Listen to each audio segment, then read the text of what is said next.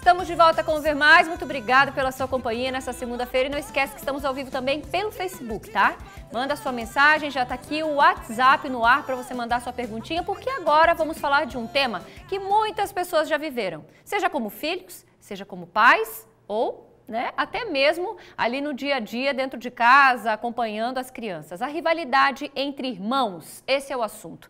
A gente sabe que as brigas e discussões entre irmãos acabam enlouquecendo os pais e muitas vezes é complicado ali separar os dois, mas você sabia que dependendo da forma como essas desavenças são contornadas, elas podem ser construtivas e trazer vantagens para o futuro? Pelo menos é o que afirma uma psicóloga infantil norte-americana, a Linda Blair. Ela tem um artigo sobre isso.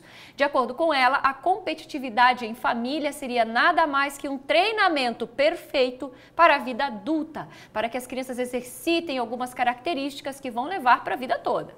Quem vai conversar com a gente sobre o tema é a psicóloga de família, Ana Paula Petri. Boa tarde, Ana Paula. Obrigada por estar aqui conosco. Eu que agradeço. Quer dizer, então, que aquelas discussões que às vezes dá vontade de sair gritando pela casa e mandando todo mundo ficar em silêncio podem ter um resultado positivo no futuro? Na verdade, muitas vezes elas têm, né? Depende muito também de como nós, enquanto pais, lidamos com essas discussões. Porque o que acontece é que a angústia de acabar com isso logo, né?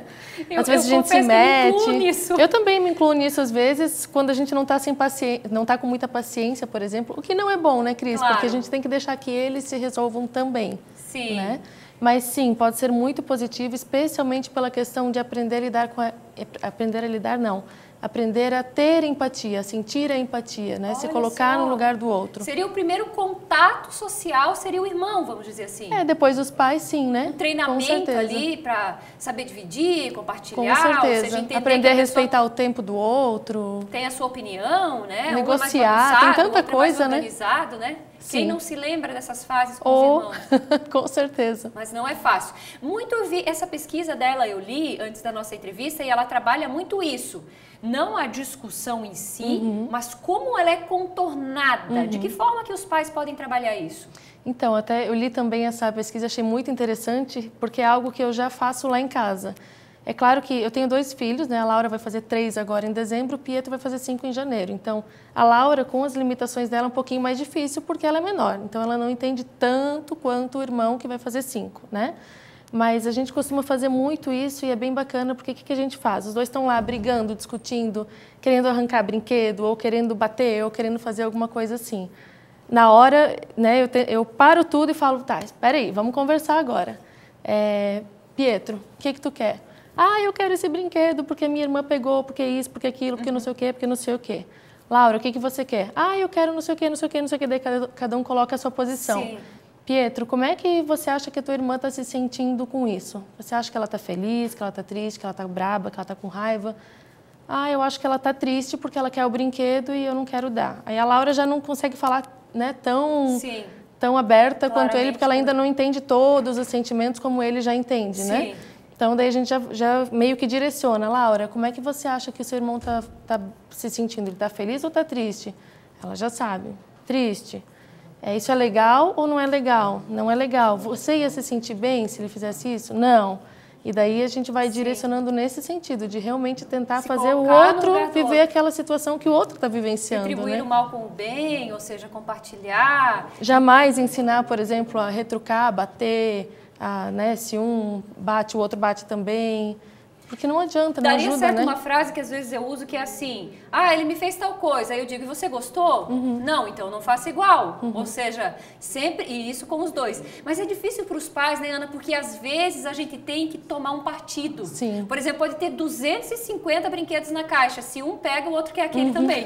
Sim. Não é? Com certeza. E infelizmente, de vez em quando, você acha que o pai, às vezes, tomar partido de um ou de outro seria injustiça? Porque às vezes a gente se sente Não é questão de justiça. A gente já consegue olhar a situação de fora, né? É que assim, a principal questão que dificulta é que às vezes a gente se atropela, passa na frente dos filhos e não deixa que eles resolvam. Só esse que é o problema, porque, claro, a gente também tem que tomar cuidado para não tomar sempre o partido do menor, né? Que temos uma tendência a fazer isso, né? Eu sou mais velha, eu bem sei. Eu sou a mais nova e eu sei também. Você é maior, deixa para ele que é pequenininho.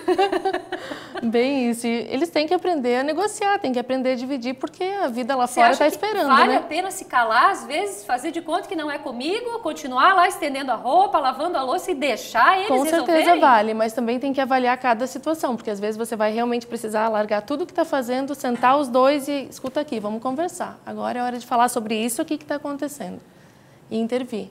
E depois, quando acaba, você acha interessante, então, o pai, a mãe ou o responsável chegar e ter uma conversa sobre aquilo que aconteceu, mesmo depois que estava resolvido? Com certeza. Para fazer eles reflexionarem, claro que não quais vale... atitudes tomaram? Sim, com certeza. Assim, dá para fazer um apanhado geral, digamos, do dia ou da situação, né? Tu não vai ficar fazendo isso a todo momento, porque senão tu não para de fazer isso o tempo inteiro e eles já vão estar de saco cheio também, né? Sim, não vão sim, aguentar. claro. Aí eles vão falar assim, lá vem lá vem de novo. Não sei do que, né? Sim, sim. Não pode banalizar. Sim, exatamente, mas em momentos assim bem pontuais que tu vê que realmente é necessário, vale a pena fazer.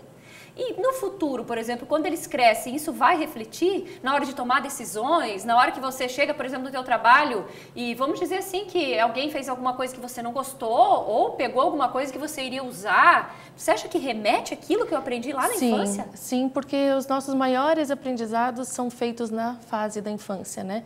E se for pensar, a criança não faz por mal, ela tem essa característica de que ela vê como se o mundo fosse dela. Né? Como se todas as coisas fossem para ela, como se tudo fosse girasse ao redor dela. Então é da natureza da criança fazer isso, lutar por ela. Porque afinal de contas ela só vê isso, né?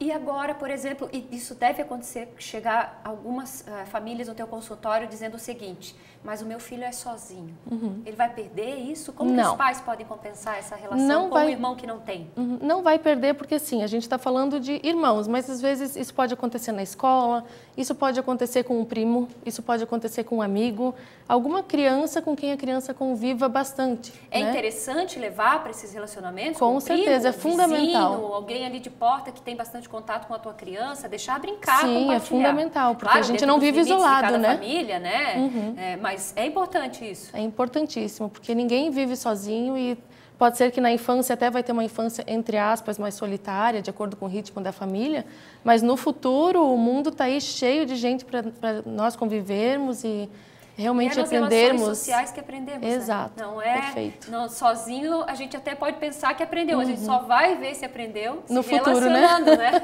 Não tem como a gente saber se é negociação o tempo inteiro, né? Seja no trabalho, seja na faculdade, seja na vida amorosa, é o ceder, enfim. Né? É o aceitar, ter que pesar as decisões, o que vale mais a pena, o que não vale, ou seja, essas decisões, então a gente já pode começar desde a infância. Deve começar desde a infância. Então eu tenho que aprender a ficar mais calada quando eles começam a brigar e deixar eles discutirem. Sim, pode deixar eles se virar que eles vão dar um jeito, fica tranquila.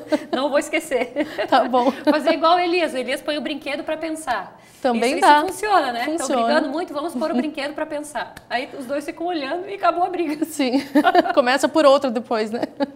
Obrigada, Ana. Imagina, eu que agradeço. Bem-vinda. Obrigada.